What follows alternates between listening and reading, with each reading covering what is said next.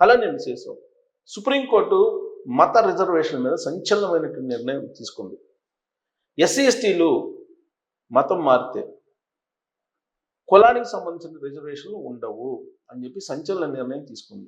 ఇది విద్య అలాగే ప్రభుత్వ ఉద్యోగాలు విద్యారంగంలో ఎక్కడ కూడా వర్తింపజేయడానికి లేదు రిజర్వేషన్ అని చెప్పి సంచలనమైనటువంటి తీర్పు చెప్పింది. ఎందుకనంటే ఈ మధ్యకాలంలో ఆంధ్రప్రదేశ్లో ఈ రిజర్వేషన్కి సంబంధించి కోర్టులో కేసు వేసి వాద ప్రతివాదన తర్వాత ఆంధ్రప్రదేశ్ హైకోర్టు ఇచ్చింది ఏంటంటే మతపరమైనటువంటి రిజర్వేషన్ చెల్లదు. ఒకవేళ మతం మారితే కనుక ఆ కులానికి సంబంధించినటువంటి రిజర్వేషన్ ఎస్సీ ఎస్టీ ఏదైతే ఉందో అది చెల్లదు అని చెప్పి ఇచ్చింది.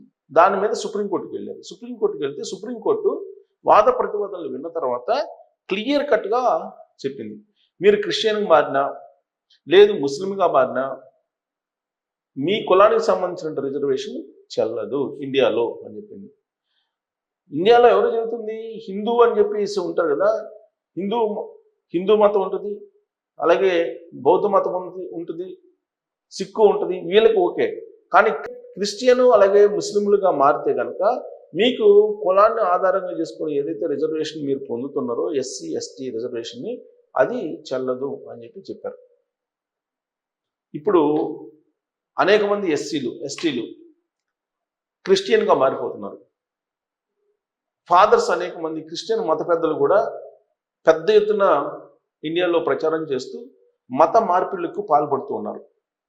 ఈ మత మార్పుల్ని నిషేధం చేసేటువంటి బిల్లు తీసుకురావాలని చెప్పి భారత ప్రభుత్వం అనేక సందర్భాల్లో భావించిందని చెప్పి బయటకు వచ్చినటువంటి న్యూస్.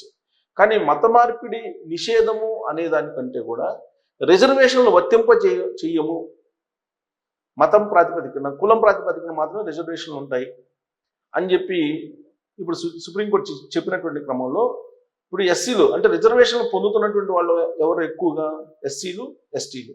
వీళ్ళు క్రిస్టియన్గా మారితే లేదా ముస్లింగా మారితే కులం ఆధారంగా వచ్చినటువంటి రిజర్వేషను అమలు కాదు, రద్దు చేయబడుతుందని చెప్పి స్పష్టంగా సుప్రీంకోర్టు చెప్పింది. దీనికి కారణం ఏం చెప్పింది? మతం మారినప్పుడు సామాజిక పరిస్థితులన్నీ మారిపోతాయని. కులాన్ని ప్రాతిపదిక తీసుకుని ఎందుకు రిజర్వేషన్ ఇచ్చారు?